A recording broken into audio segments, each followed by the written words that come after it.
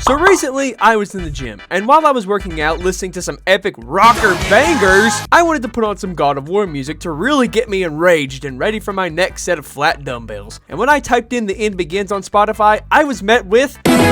Alright then, Rage of Sparta it is. If there is one thing the God of War franchise is known for besides its epic story, epic gameplay, and iconic character Kratos, it's the music of the franchise. Whether you're listening to the epic music of today or the absolute raging tunes from the original trilogy, the music from both eras of God of War are amazing. And I'd go give all the OSTs a listen if you can. Bear McCreary is amazing with what he's doing with the series nowadays, especially with that Valhalla DLC OST he recently did. Oh man, so good. But today, I want to talk about the man who started it all. The man who made the iconic theme of Kratos in the very beginning. The man who made themes like...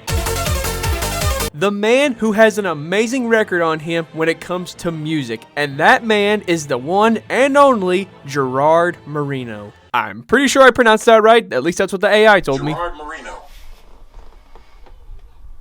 This man has made some of the most iconic music in all of the God of War series. If you love the tracks like The End Begins or Poseidon's Wrath, you have this man to thank right here. Gerard made so many fantastic tracks for the original trilogy. So many great tracks, and all of them are ones I still go back and listen to this very day. And you know what? Just to show you how good this is, we're going to go over to Spotify and we're just going to listen to The Glory of Sparta because it is that good. So let's head on over to Spotify and give it a listen and...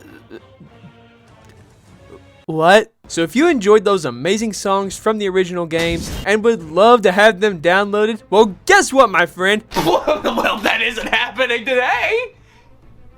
I have no friends. So for some reason, there is no sign of the original tracks of the old God of War games at all whatsoever. I mean, yes, we do have God of War 3 and Ascension on here, but not 1 and 2. But all of the OSTs from the new games, being God of War 4, God of War Ragnarok, and now the Valhalla DLC, they are all here. So why not the original games that started the success to what we get now? Well, I'm sure you're just as curious as I was when I first found out about this. So I looked for an old playlist on Spotify to try and see if they were ever on here to begin with. And I looked as hard as I could, and I did manage to come across one playlist where it looks like at one point there was once the God of War 2 soundtrack on Spotify. And all of the songs were completely blacked out on this playlist. So at one point, there had to be the soundtrack here in this playlist. And it can't just be a rights issue because Gerard did the music for all of the old games. So that can't be why these are blacked out. So with me knowing this, I had to get to the bottom of this of why they weren't here. So I went to Google and looked up why the original God of War OSTs were no longer on Spotify to see if there was anything at all. And when I hit enter,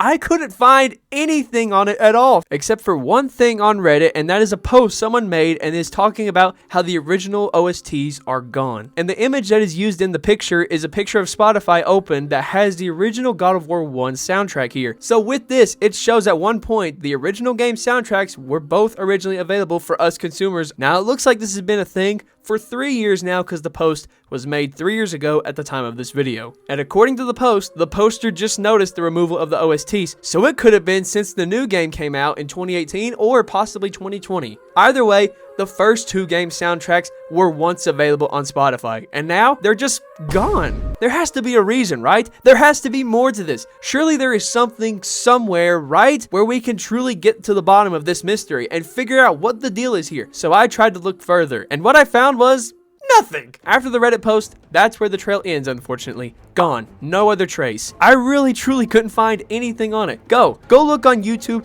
Go look on Google right now, and you'll find nothing else besides that one Reddit post. No blog or article post on it. No YouTube video on why or a theory. No God of War creator has talked about this at all whatsoever. It's like some aren't even aware of it. So that's where I am choosing to step up to the plate. I'm going to bring attention to this because I need an answer on why one of my favorite game franchises of all time's greatest OSTs are not on Spotify. But Con, I hear you saying they're old games, so they're not going to be able to get them on Spotify. Listen here. That is not a reason why, and I'll give you 2 reasons why. 1, look at franchises like Sonic. Sega has just about every single soundtrack from every single game throughout the entire span of the entire Sonic franchise on Spotify. At least almost all of them. A couple of them have a rights issue, but my point still stands. Or take companies like Capcom, for example. They've got all the Mega Man OSTs on there, and there's other companies on Spotify that also have their game soundtracks from their franchise on there. You get what I'm saying? Game companies love to have their music out there for us fans to enjoy.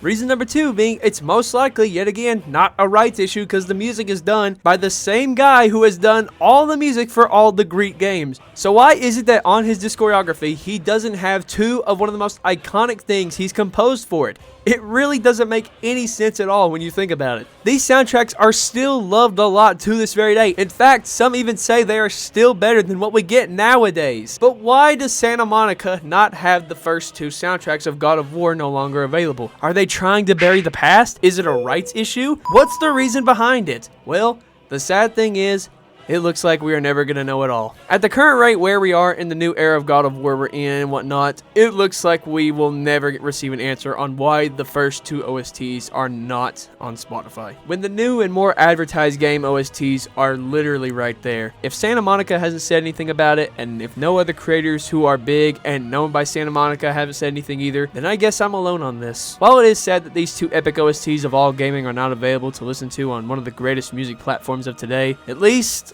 I can't even think of an excuse for them for this. So I'm just gonna say, Santa Monica, give us a legit reason why these are gone, or just bring them back. Let me bitch 405 to the end begins, please.